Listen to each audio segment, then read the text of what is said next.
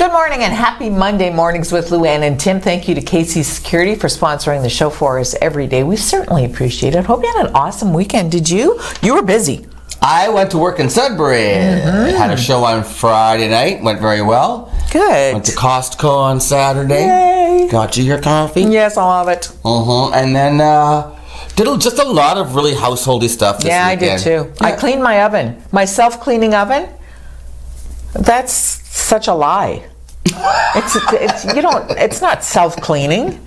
You got to take the drawer out, you got to clean the drawer out, and then you got to put foil down, and then you got to put your stuff back in, and before you put the stuff back in, you got to wash all your cookie sheets and everything, and then you got to wash the pot holders and everything else, and then after it's finally done cooking and baking for days, you have to wash under like the floor while the drawer's out. Then you open it, and then you cool it down, and then you have to take the door apart, because then you have to clean inside the window so that drippy stuff doesn't show anymore, and then you have to start wiping down the self-cleaning oven. I think you're doing everything wrong. That would be so odd for me. What drawer are you taking out? Pardon? Which drawer are you? The drawer at the bottom of the oven. That has stuff in it? Yes, Why like are you cookie taking that out to clean your oven?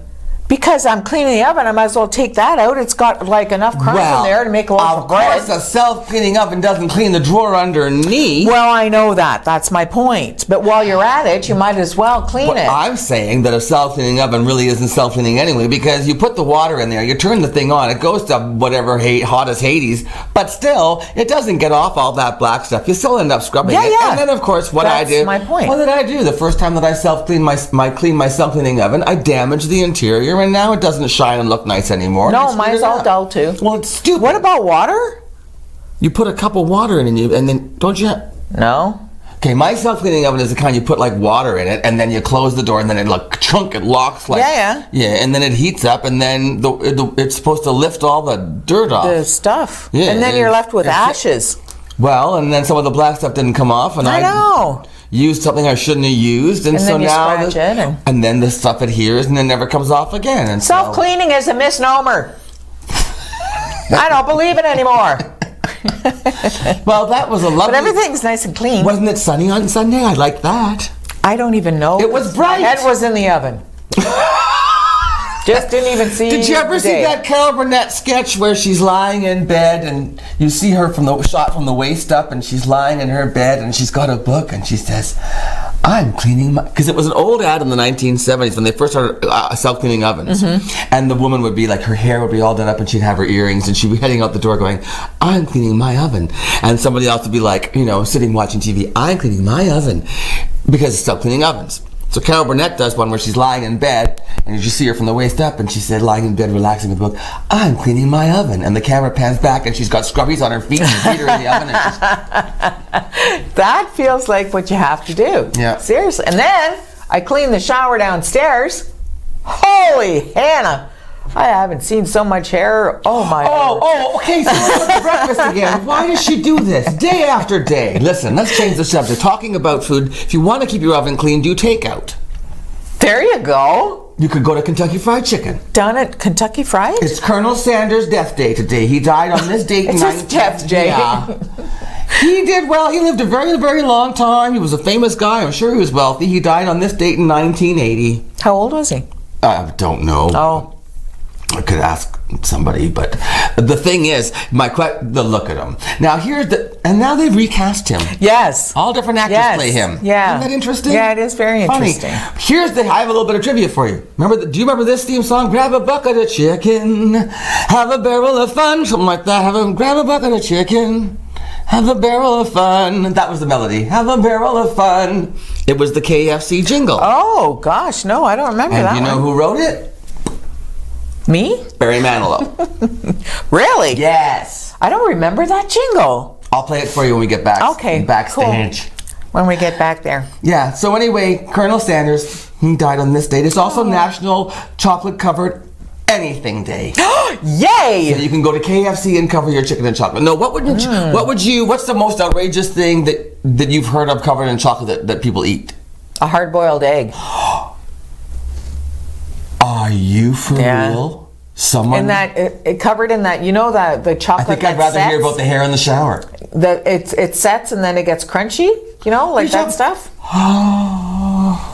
I'm just saying. I was thinking you were going to say something like chocolate covered ants, chocolate covered grasshoppers, but I could do a chocolate covered grasshopper, but I couldn't do a chocolate covered hard boiled egg. Yeah. Oh no. That would be so weird. Imagine that. No, I don't want to. Although salt and chocolate's lovely, so if you put a little salt on there. No, but queen of texture. I know. It would have to be a very thin layer of chocolate. It's also Not in a million years. It's also Beethoven's birthday. Beethoven. He was born in 1770.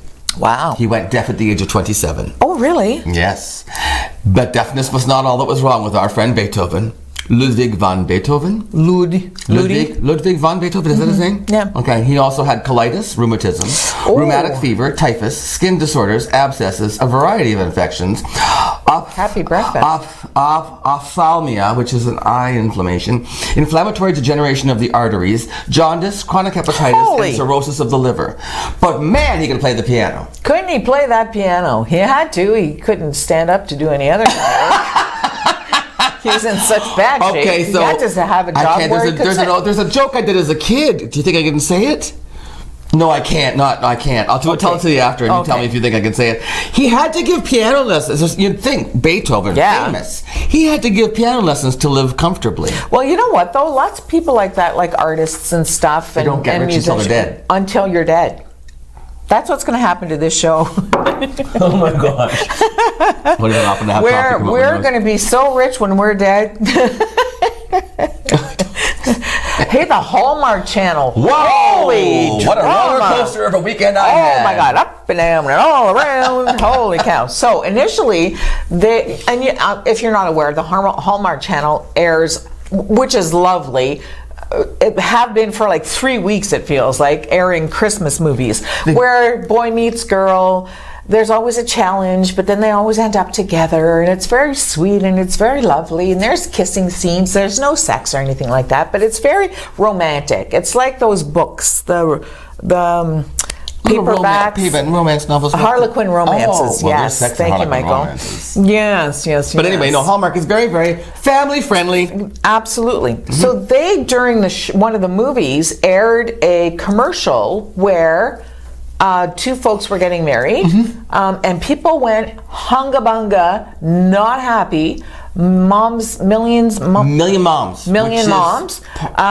There's about 4,000 of them, and they protested big time because the two people were women. So they featured a lesbian marriage ceremony. It was lovely. They were so happy. I just thought, wow, that's so well done. There they are. Well, there it is. Look, it was very festive. It was like was it a Christmas wedding? Yeah. So you know, the million moms were like, yeah, no, you should be ashamed of yourselves and blah blah blah. So Hallmark caved to the million moms, and they said, the public displays of affection violated the channel's policies. So because the two women kissed, now the public displays when it was a man and a woman bride and groom and they kissed, those public displays, there wasn't a problem with that. So anyway, there was enough hullabaloo. Well, Hollywood stepped up to the plate and they backlashed the backlash. So then the backlash was reversed. And so Hallmark realized that the million moms were about 4,000 people, not a million, and that the real money laid with the majority of their consumers and celebrities like William Shatner. He said, Million Moms has 4,000 followers. I have 2.5 million. Who are you going to listen to? And I mean, how do you make a movie if celebrities won't work for you? And you know that there are more people in Hollywood who would support LGBTQ plus issues and advertising, and so they ended up anyway apologizing. I'm sorry for the hurt and disappointment this has caused. This is the CEO? Yeah, I think. Yeah. It took a lot of backlash, though, to backlash the backlash. But the thing, and it all comes down to money. Absolutely. Morals, schmorals.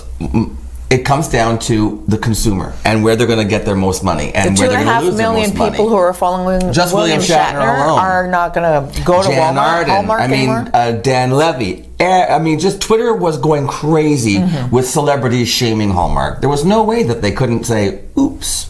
So, anyway, take that. Who's on the show? Well, okay, listen, very interesting. There's a new grassroots organization, Algoma. Oh, for heaven's sakes, AREC, Algoma Recovery Education Center. Okay, so I interviewed them. We recorded it on Friday. Very interesting. All about mental health and wellness. Cool. Then also, Bruce is here from, I met him when we did the Ringette segment. Remember when I did that one on location? Yes. He ended up as the coach for Team Sweden, national coach. Like, amazing. So he's going to talk about his experience coaching the team here in Canada. What a great show we have lined up. And then Luana has the news, and it's Monday, and so you want to be here because we're going to start your week off with a bang, or at least with a slap shot from Ringette. Stay with us on Mornings with Luann and Tim. Can you do a slap shot in Ringette?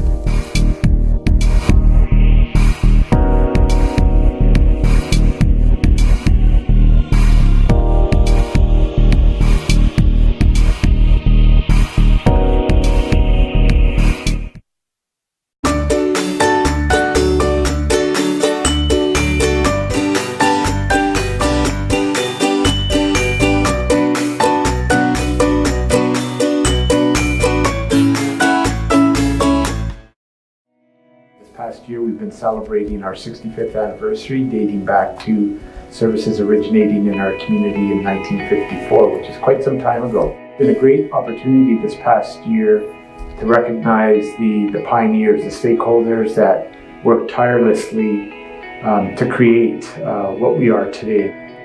I'm grateful for everything that the families 65 years ago and the people that assembled the organization have done in order for us to achieve the success that we're experiencing 65 years later. Mio's Furniture Fashions is holding its just-in-time for Christmas sale on now until Christmas Eve. There are big savings on all floor models and stock, 20 to 50% off store-wide, and don't pay till 2021. No interest, no payments, OAC. Dining sets, mattresses and sofa beds, fireplaces, area rugs, lighting, decor, and lacy boy and accent chairs. Everything you need, just in time for Christmas at Mio's Furniture Fashions. Service before and after the sale. 261 Trunk Road. Where else?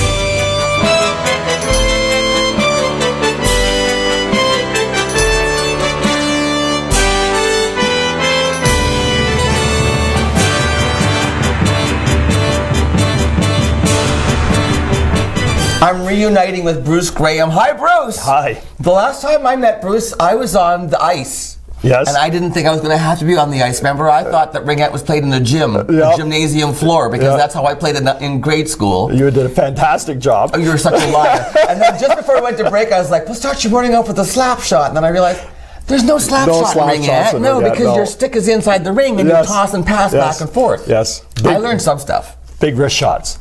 Wrist shots, yes, there you go. Okay, so here's the story. Bruce, tell us about your daughter and Sweden and how this all happened, that you ended up coaching the Sweden's national Ringette team. Well, my daughter, my youngest daughter, she lives in Sweden. She does? Wow, okay. Yeah, so she moved to Sweden, and she works for IKEA over there, in their head office. Could she get me a discount? That's probably a possibility. Okay, go on. Anyway, your daughter lives in Sweden and works for IKEA. I'm already hooked on this story.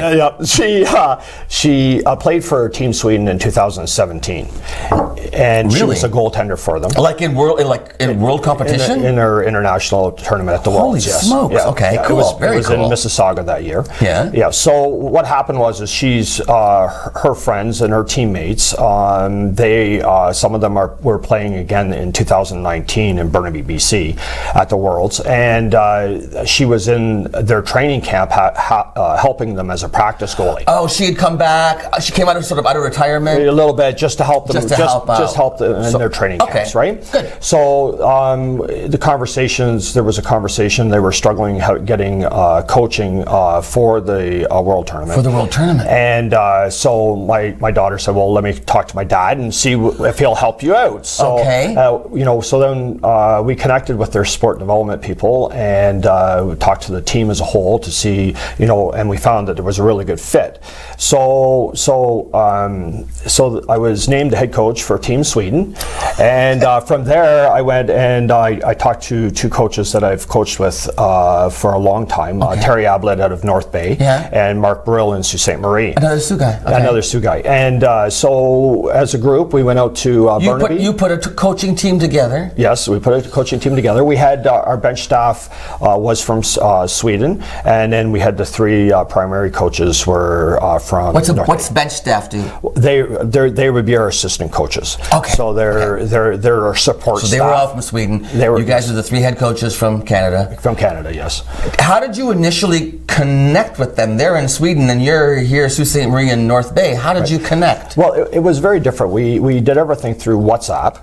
Get out of here. Communicated through them, yes, and we did video reviews through YouTube and WhatsApp, and coached from afar. We basically gave them practice plans, and then we watched them to see how it went, and we worked back and forth.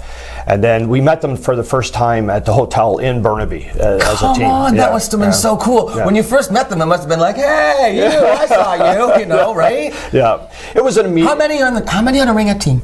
So there's 15 and then two goalies. In this case, their team was very small. Okay. I think we had 12 or 13 skaters, and we had one goalie. Okay. Yeah. And then the bench staff. Plus a bench staff, yes. Wow. So how did you get out there? I mean, was this something that you contribute to this as well? Did you help them? Yeah. You did? You guys did that? Yeah. So what happened was the team paid for our hotel accommodations while we were there for the week. Okay. And then we paid for our own flight and our own food when we were there. Yeah. Okay. So now, you were telling me before we got on air about how Ringette's a little different from hockey in that they actually will make sure that teams are put into pools where the competition is a little more fair. So it's level. It levels out the competition. And tell the story about who was it that played somebody that the score was like 50-1? Oh yeah, so years ago they used to have it all in one pool, and so you would have the developing countries. When you say developing in the sport of Ringette? In the sport of Ringette. And then you would have Canada, Finland, which are the two dominant See, this is something I didn't know. That Canada and Finland are the two dominant countries when it comes to the sport of Ringette. That's pretty cool. Yeah. All right. So they pool them so that the competition is level. Because one year it was like no fair. It was out of balance. Like Canada played Sweden, or what country? Well, Canada played Sweden, and they beat them by a significant margin. That's not fun. That's not sportsman. So they level and it out. And you don't get a chance to grow that much when you're being pummeled. That's right. Yeah. So anyway, how long were you out there? A week. We were there for 7 days. How did the team do? They won gold. They won gold in their pool. They won gold. Yes, they did very well. Yeah, they did very well. So I think we have some pictures too. Michael, do you want to bring some photos up, and I'll just sort of talk us through what we're looking at? I think there's one with you on the ice or something with a bunch of the people. Who did you get to meet out there? This is one on your. Oh, this is with the medals around your necks. There's you and two other guys. Yes, so that would have been Mark and Terry. Oh, those are the coaches. Okay. Yeah. Okay, and then what's next, Michael? Oh, this is the whole team with you. What? So is it? It's all women. It's all women, yes. Okay, but are there Ringette teams that are men? No. There are not? No, not at that level. There isn't. No. Okay. No. We have some men. We have boys that are in our leagues at home. Yeah. But it's primarily a female sport. Mm-hmm. So now, what happens next for the Swedish team then? Will you continue to collaborate with them, or is We are at a number of different levels. We're trying to help them with their marketing through our club. Our club it has been quite successful in the last few years. The Sioux Club. The Sioux Club, and we're growing and we're doing quite well as a club. So we've offered to help them in developing their programs for marketing and that kind of thing to try to help them grow as associations. We're starting to have discussions with them for the next tournament, which happens 2 years from now in Finland, and so to help them develop their player base and that kind of thing, so that they're successful again in 2000. They must be thrilled to have a Canadian coach when this is the country that's dominant in the sport, to have a team of Canadian coaches coming and working with them, right? Right.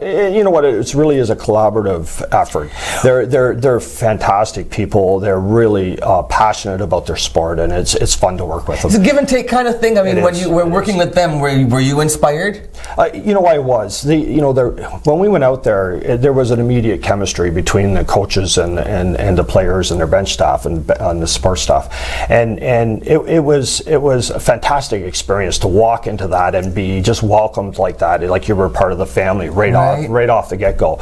So with that chemistry, we told them, just do what's natural. We'll help you to give you advice on how to be successful, but we want you to do what you feel is natural, and then we'll build on that. We'll build on, it's sort of strengths-based, eh? That's right. Hey, this is pretty cool. I mean, to collaborate with another country in an international sport, right. I think that's phenomenal. Yeah. What an opportunity, and congratulations on the goal. Thank you very much. I mean, that's so great. Yeah. Feather in your cap, right? Yeah, yes. What about for local Ringette? If anybody's interested in getting involved, if they have kids who want to get involved, Bruce, what's the best way to get a hold of you guys? Do you have a Facebook page or something? We do. We have a Facebook page, and we also have the Sault Ringette Club a website? Website, yes. Okay. And it's SAULT, the website? Yes. Is it Sault Ringette? It's Sault Ringette. It's Sault Ringette Club. Club.com? I think so. Okay, well, we can Google it. Yeah, yes, right? You can Google anything. Yeah, if you can coach a team through WhatsApp, you can find Sault Ringette Club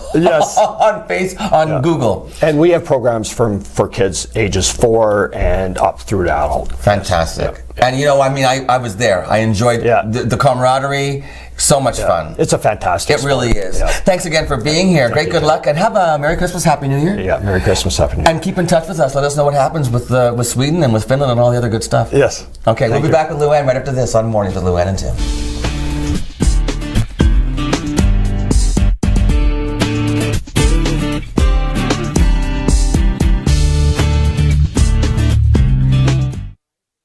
This is ONNtv.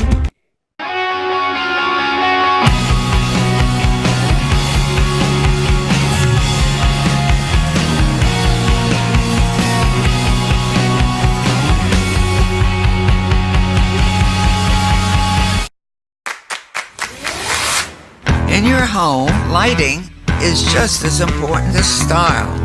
With PowerView Motorization from Hunter Douglas, you can schedule your shades to light up the room, create privacy, or both, automatically. No hands required. So your shades will always be in the right place at the right time in style. And it's only from Hunter Douglas.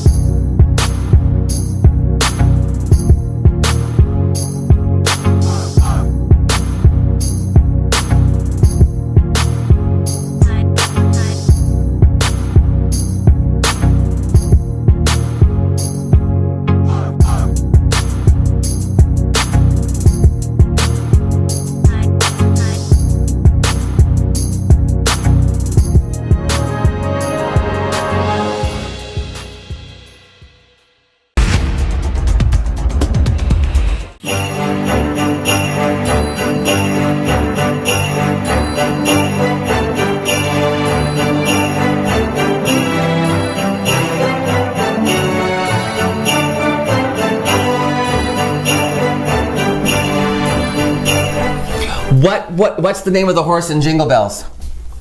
There's a horse in Jingle Bells? Mm-hmm. Do you know the name of the horse in Jingle Bells? No. Bobtail.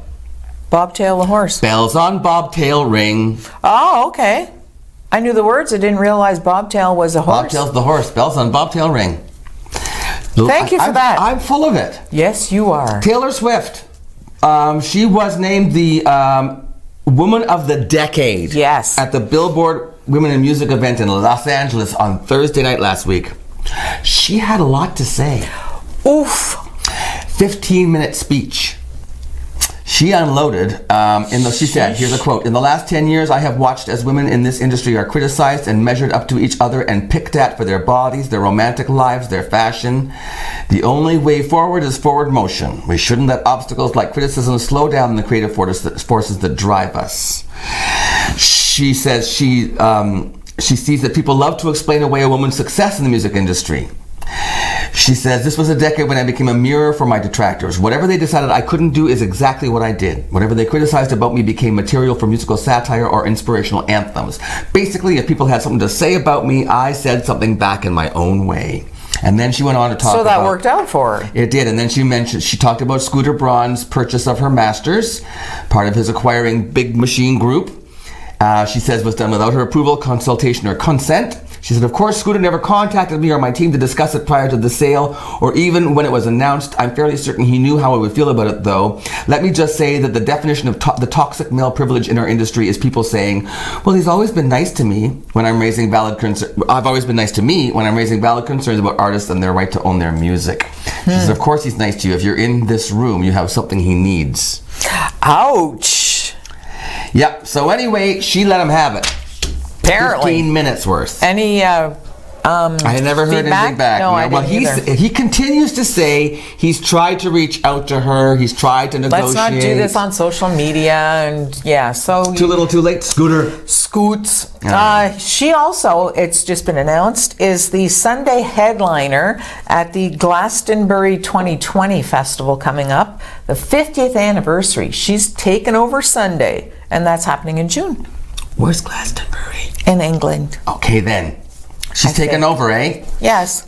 Good for her. Aaron Carter's not doing so well again. Oh, an update. Well, actually, he's on the show with his mother. I forget what it's called. Something about... There's a show with him? Yeah, oh, him and his mother... No, it's like a reality show, and him and his mother are on it.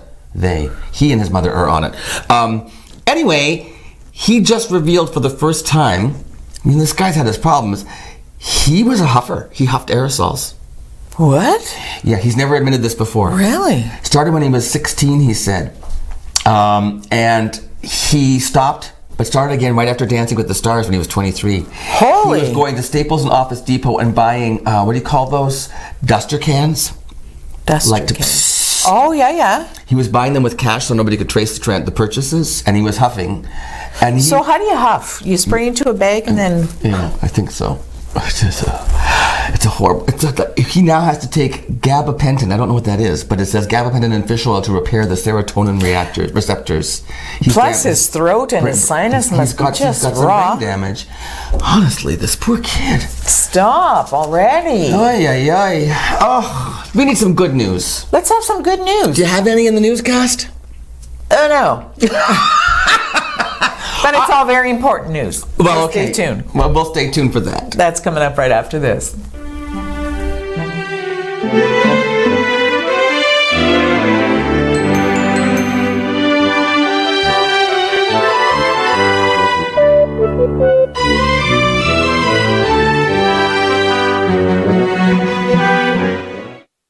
Recently, the Government of Ontario established a $100 million affordability fund to help Ontarians who don't qualify for low-income conservation programs ease the burden of their electricity bill. Whether you rent or own your home, as long as you pay your electric bill, you could qualify. There are 3 levels of support available. The first is a home energy kit with upgrades like smart power bars and LED light bulbs. The second includes Energy Star appliances that help keep things cool during the hot summer months. The third is for electrically heated homes so that your power bills don't break the bank during those long Canadian winters. Plus, all upgrades, including installation, are completely free of charge. Visit affordabilityfund.org or call 1-855-494-FUND to find out if you qualify.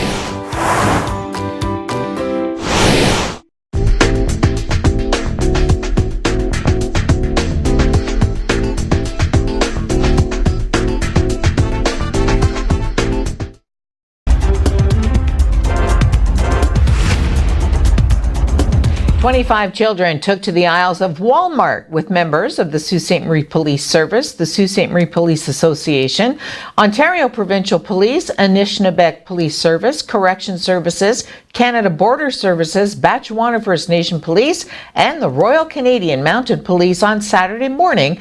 It was all part of the annual Shop with a Cop event. Shop with a Cop is an annual event where law enforcement officers spend an allowance of about $100 to help children buy gifts for their families and at least one for themselves. After their shopping spree, they were then escorted in police vehicles to Gliss Restaurant, where they enjoyed breakfast while their gifts were wrapped by volunteers. We started this 13 years ago, and we started with 14 kids, and we brought it up to 25 kids. And basically what it is we invite kids that had some hardships throughout the year to come and shop with the police officers and law enforcement officers. And from there, we hopefully they have a good experience, as well as the police officers and the law enforcement officers having a good experience. I started this back in the United States with the Fraternal Order of Police, and I saw how their program ran, and they had over 40 kids, and watching these children buying shirts and socks and mittens because they had nothing, and I thought, you know what, we have the same problems here in Canada, and that's why I brought it over here. We celebrate Christmas as a family, and some of these children that we have here today, they don't have their families, so we just want to bring our family closer to them so they could see what a family is all about. It's always great. There's always smiles on the law enforcement's eyes and faces. The children, at first they're very shy, and then by the end they're very talkative, and they're actually talking with the law enforcement officers, and that's what we want to see. I think it's also great for the community, because these children might only see us as law enforcement. They don't see us as real people, and yes, we're all real.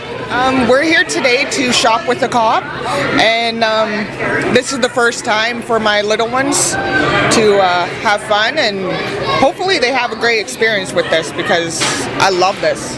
This is amazing.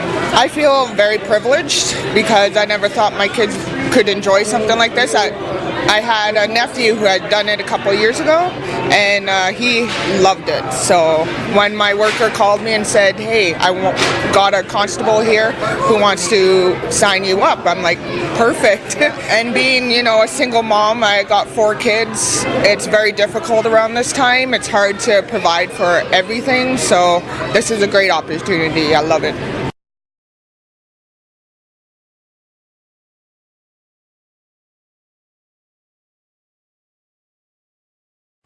Police west of Toronto say they've laid dozens of charges against 10 people in the Toronto area after recovering 4 guns.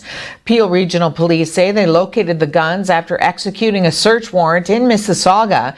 They say they recovered 4 different models of semi-automatic pistols and charged multiple men and women ranging from 19 to 26 years of age. Investigators say the accused are scheduled to appear in court for a total of 67 firearms-related charges. Sales of electric vehicles in Ontario have plummeted since the Progressive Conservative government cancelled a rebate last year, hampering progress toward a national target. According to data from Electric Mobility Canada, in the first 6 months of this year, sales in Ontario were down more than 55% from the same period in 2018. In the second quarter of this year, 2,933 electric vehicles were sold in the province. That's down from 7,110 in the same period last year. Quebec and British Columbia, which have their own provincial rebates, have long been leading in total sales. Ontario's figures had been increasing on par with theirs until the province's financial incentive disappeared. Under the previous Liberal government, Ontario had offered up to $14,000 back for buyers of electric vehicles, but Premier Doug Ford's government cancelled it after winning the June 2018 election, saying it was going to people who could already afford expensive cars. If you were to say just weeks ago that the Hounds were on a 5-game winning streak with the last playoff spot in hand, some people may have called you a little crazy, but that's exactly where the Hounds found themselves, although a slew of bad penalties and momentum-killing goals would be too much for the Greyhounds to overcome, dropping the game and falling outside of a playoff spot to the Erie Otters by a final score of 5-2. The Sault Thunderbirds were in action on Saturday night as they took on the French River Rapids at the John Rhodes Community Centre. Saturday night's game was also the Thunderbirds' final home game for 2019. With just 11 seconds to go in the extra frame, it would be Thunderbirds rookie forward Cooper Smeal notching his first career overtime goal, which gave the Sioux a 2-1 overtime win against French River at the John Rhodes Community Centre. Just after 12:30 this afternoon, they pronounced him deceased. Right as we got up there, they immediately shut down all the access routes to 9990 base. It created kind of a manic state for everyone that was kind of already up there because they had to stay up there or get escorted down, essentially. A 45-year-old snowboarder was killed yesterday after he was caught in an avalanche that he unintentionally triggered, and he was buried, according to the Utah Avalanche Center. It's a very steep terrain where this individual was. There were a couple people that came across a snowboard sticking out of the snow where the avalanche had taken place. They made their way to that snowboard and realized it was attached to a person. They immediately began digging. And from what we have been told from those people that did their best to help this individual, they dug down about 3 feet. We estimate, based off of the time frame, he was buried for 25 to 45 minutes. Unfortunately, just after 12:30 this afternoon, they pronounced him deceased. This past year, we've been celebrating our 65th anniversary, dating back to services originating in our community in 1954, which is quite some time ago. It's been a great opportunity this past year to recognize the pioneers, the stakeholders that worked tirelessly to create what we are today. I'm grateful for everything that the families 65 years ago and the people that assembled the organization have done in order for us to achieve the success that we're experiencing 65 years later.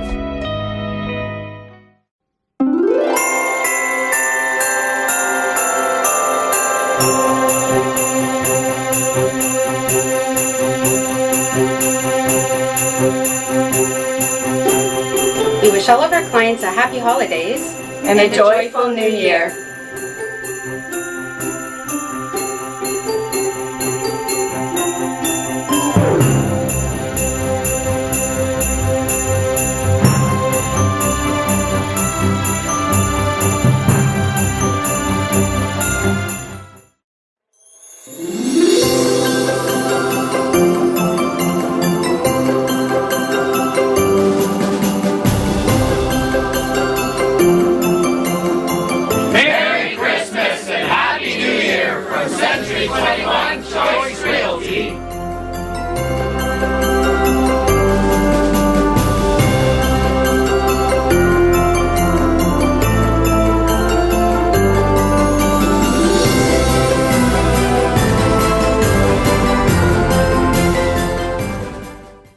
Recently, the Government of Ontario established a $100 million affordability fund to help Ontarians who don't qualify for low-income conservation programs ease the burden of their electricity bill.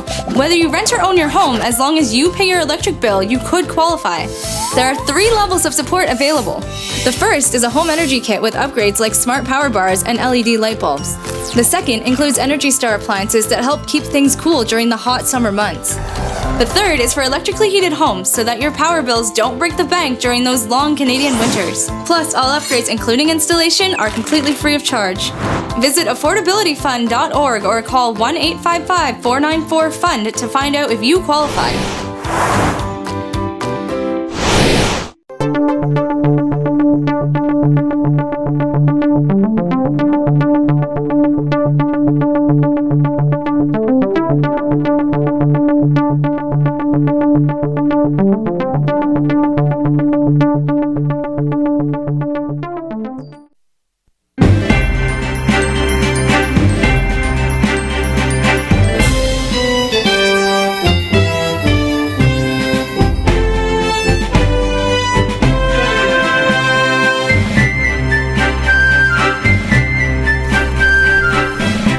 So something really sweet happened to mark a not very sweet anniversary. The Newtown High School football team won the state championship on the exact 7-day anniversary of the horrible massacre at Sandy Hook Elementary School. So, you know, a reminder, but good to see that there are still things to celebrate. One of the players' little brother was killed during the massacre. So, yeah, you know, I think they probably were playing a little bit for redemption for them. And, you know, Newtown is not just that. Yeah. Right? Be more of a celebration if more were done. Yes. In regard to gun safety. Yes, absolutely. We haven't come very far, considering it's been 7 years. We have. We have. They haven't. Right. Kevin just reminded me, we were talking about oven cleaning. Mm-hmm. The very first time when I first moved to Toronto, my first apartment had a gas stove. I'd never had a gas stove before. I've never had one. Okay, so, and I was going to broil something. Mm-hmm. So I turned the oven on broil, and then I was looking inside, and I couldn't figure out why isn't it, where's my broiling thing? Mm-hmm. Luann, in gas ovens, you know the drawer where you keep your pots and pans? That's the broiler. Look, oh, no. Yeah, and I had stored all of my cookie sheets. Oh, no. Yeah. See, that's where my cookie sheets are. Well, I had to go buy new cookie sheets because I flame broiled them all, and they all got warped, I bet, eh? Yeah. So I didn't know that, and then, of course, I'm like, well, this doesn't broil. I don't remember, I didn't know if somebody told me or what, but no, I guess I discovered when I opened the drawer and everything was baked. So if you get a gas oven, just know that's where your broiler is. I don't know if they still do that, though. I don't know either. The other thing talking about housekeeping and cleaning and stuff, fitted sheets. That's one of my least favorite things is folding fitted sheets. How do you fold a fitted sheet? Martha Stewart has showed me several different times, and she hates them so much she doesn't use them anymore. Well, there's another trick you can do. Put all your fitted sheets on your bed at the same time, like 3 fitted sheets. Don't try to fold them. Just put them on the bed, and then as you dirty them, pull it off. And there's another one there. Stop it. There's another one. Pull it off, and then wash all 3 together, and then put them back on again. You don't. You never have to fold another fitted sheet. You just have to put on 3 at one time. Unless you pee the bed. Or your sweater. Yeah. A night sweater. Yeah. Right. That would be. Yeah. That's a great idea, though. Yeah, I thought so too. Yeah. A little hack for you from me. From him to you. Okay. So coming up, Algoma Recovery Education Center. Very cool idea. Incentive. It's started, and so I interviewed 2 people who are going to tell us more about it and how we can get involved, how you can learn more. And they have a social coming up, a Christmas, like a holiday social, awesome. As a way to meet and greet and get more information. So that's coming up right after this. Stay tuned.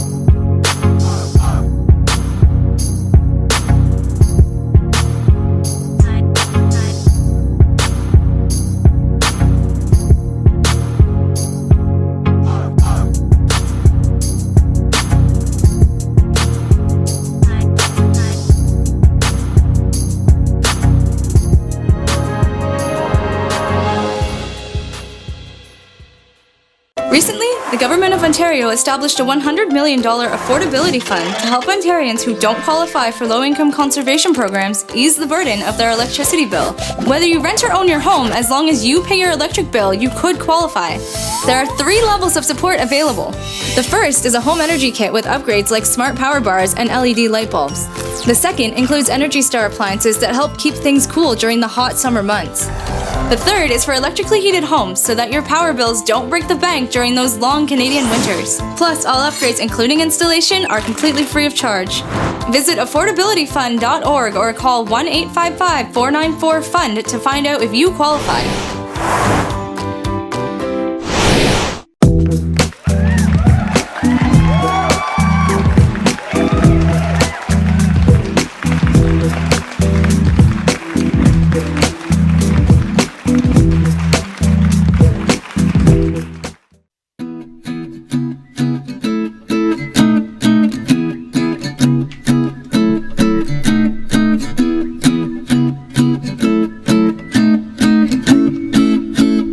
Welcome back to Mornings with Luann and Tim, and joining me in the studio now, a return visit from Michelle. Nice to have you with us again, Michelle. And this is my friend Fran. Hi, Fran. Hi, Tim. Your first time on ONNtv? Yeah. Welcome. You guys have some very exciting news. We do. You are starting up the Algoma Recovery Education Center. Whose idea was this? Fran. You've been working on this for a while, Fran? Yeah, it's been a dream to make sure that we can get the right kind of recovery services, and peer support's an essential part we don't have enough of here. We know that. We know that there's a lack of, that there are gaps in servicing here, and so the idea here is to start a grassroots group, bring in different people from the community, different partnerships, create new partnerships, welcome some other voices in who maybe haven't been heard. Is that true, Fran? Oh yeah, like in terms of the center itself, we're really welcoming everybody, because mental health and resilience and all of those things, emotional literacy, it doesn't matter where you look, that's for everybody. It affects everybody, affects all families at one time or another. So these are essential things that really all the community can benefit from, a concentration of information and usable knowledge about what it takes to achieve recovery. And it's not limited to mental health, but in terms of this endeavor, that's its starting point. That's where I sit as a peer, someone with a long history with issues to do with illness and disability and mental health. Right. Now, and what about your background there, Michelle? What brings you to the table here, and how did you get involved with Fran in making this a reality? I believe Fran recognized my work with YANA, and which stands for You Are Not Alone. Right. Okay. You Are Not Alone project for perinatal mental health. Which is why you were on the show before. Right. Yes. Which is also a grassroots, peer-led community support and partnership group. So Fran asked me to come along and help her get things established and rolling. Yeah. Okay. So even though it's called a center, you don't actually have a physical address yet. This is still very much a concept that you're developing, right? True or what? I wouldn't say we're a concept. Not a concept. Yeah, You've gone beyond that. It is a concept, but we are opening January 10. We'll have our very first introduction, orientation, and introduction to the coursework involved, the basic programming that revolves around what we know about recovery. Okay. So that's starting up in January. January 10th. Yes. And the location for the meetings, or what would you call them? Not even really meetings. What do you call them, Fran? Well, what will we call? What will you call them? Sessions. Sessions. Yes. So this is the meeting of the Recovery Education Center. Okay. And as we develop, as more things grow, and as people get their feet under them and begin to, realize projects and decide things about what they'd like to have, we'll be looking different. We'll have, we're going to be able to, what's the right word?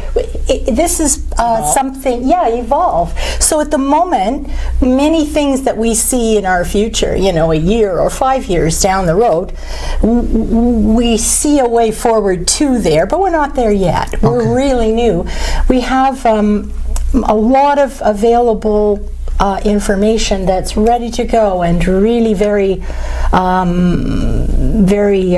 don't know what's the right word. Evidence-based? Yeah, it's not hard to collect if you study this, Tim. If you are like me, if you're following the knowledge base in recovery, you know that the Mental Health Commission of Canada is behind and has funded research and developed reports that documents what recovery means from the point of view of a person going through it.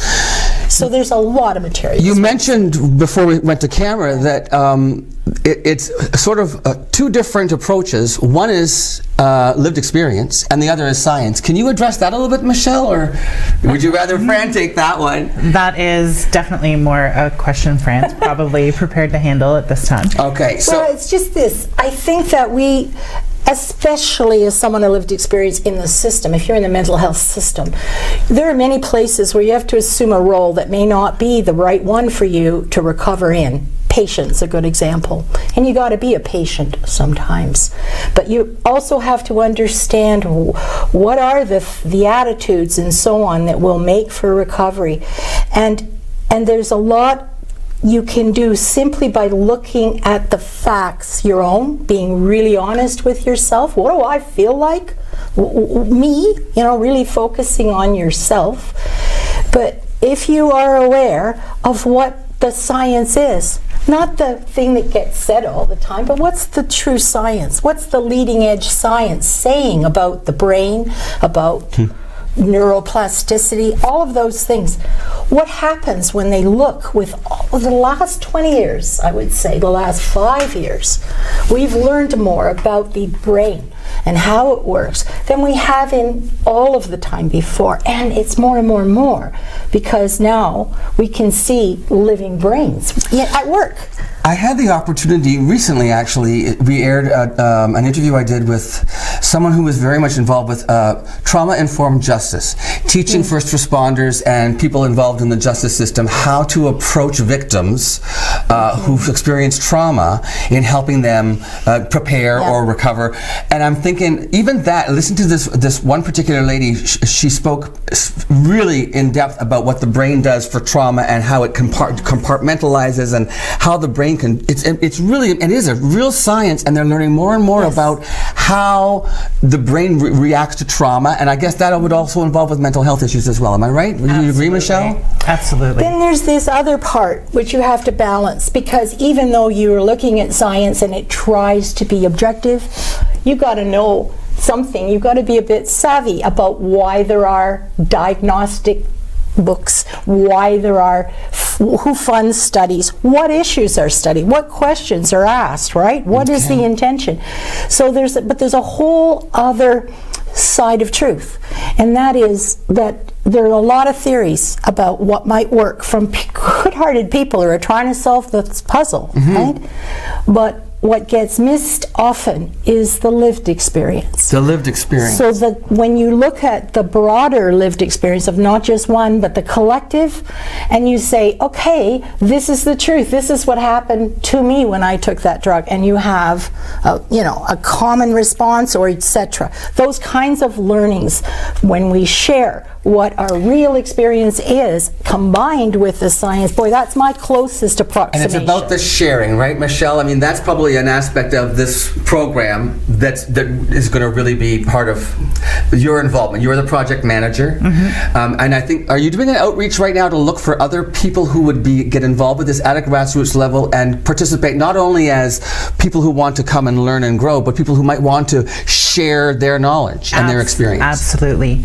We know from not only studies, but when we share our lived experience, we create a common ground, and people don't feel alone anymore. And in that not feeling alone, you begin to heal and know that you're not the only one. Right. And what worked for someone might not work for the next person, but it might work for me. And then, so even presenters, you were asking people to consider getting involved if they have information, resources to share with the group, which is once again called the Algoma Recovery Education Center, that they come forward. And there's a great opportunity. I love this idea. At this time of the year, they're putting on a holiday social. Now, what a wonderful way to get together and sort of celebrate the holidays. And also, holidays can be a very difficult time for some people. Many of us think, oh, lightness and bright and songs and cheer. And for other people, it's a very dark time. So this is a real opportunity for people to come together and just learn about what the Recovery Center is going to be, what and how they can get involved, and what they can take from it, right? Absolutely. And to have some festive fun. Right? We hope. Absolutely. Yeah, make some connections. Make some connections, do some networking, and also learn about how they can get involved, or what they can do, or how this will benefit them. Yes. So let's talk about where this holiday social is happening, and give me some more details about that, Michelle, if you don't mind. Sure. Well, Algoma Public Health is going to let us host in their Sault Ste. Marie room. Oh, Michael's got the poster up right now. Perfect. Carry on, great. Tuesday, December 17th from 1:30 to 3:30. So we're airing this. You're coming in. You're right now. We're pre-recording this. I'm going to air this on the Monday, so it'll be tomorrow for those of you watching. Time again is 1:30.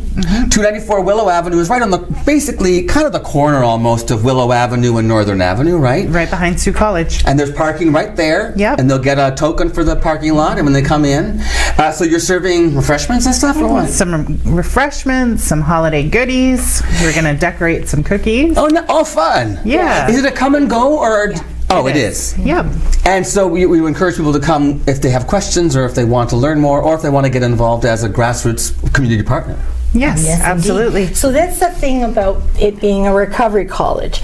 I love that term, recovery college. That's that whole concept of it being an educational system where it's almost like courses you're getting. It is course. It is that kind of thing. Now, you might be creative and do some experiential learning, different things, not necessarily sitting there listening to a lecture. Right. But course, educational experiences that are designed, right, for specific reasons. So yes, there will be courses.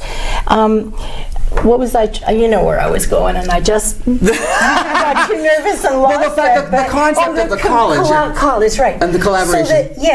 So when you're looking around and organizing your own recovery, all right, there's a lot of things that are out there. It may or may not suit you. We want to be able to say, look, here is what there is. Options. This is what, this comes from this source and so on. So we want to make sure that people are able to see all of the things and to select and try the things that they really feel might work for them. Fantastic. And that means as well that we are inviting community partners, and we want them. We may sit together and say in a group, maybe, all of us are interested in, give me an example, what has come up? Well, an easy one to understand is people might say there's a new drug coming out for treating depression. A whole bunch of us want to know about it. There you go. Could we get an expert in here that could help us understand this and answer our questions? And then we would be inviting maybe one of the local psychiatrists to join us. You know what? I love the idea. I think it's fantastic. So for anybody who's interested in attending the social, once again, it is tomorrow, Tuesday, December 17th at Algoma Public Health from 1:30 to 3:30. And in case you can't make that one, you already have January dates set aside for some meetings. These are also taking place at Algoma Public Health. 1:30 to 4 o'clock, and the dates are Fridays, January 10th, 17th, 24th, and 31st. You have a Facebook page. What's that called? We do, Algoma Recovery Education Center. Ta-da, there you go. Merry Christmas, my friend Fran. Thanks for being here. Nice to see you again, Michelle. For more information, go to that Facebook page, Algoma Recovery Education Center, or check it out at Algoma Public Health tomorrow at 1:30 in the afternoon. We'll be back with Luann right after this.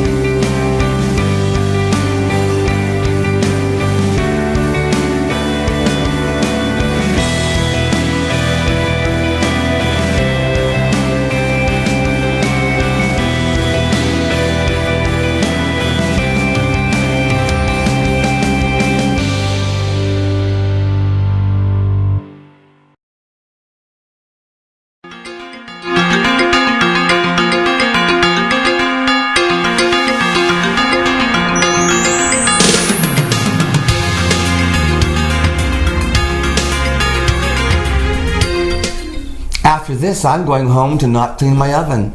Me too.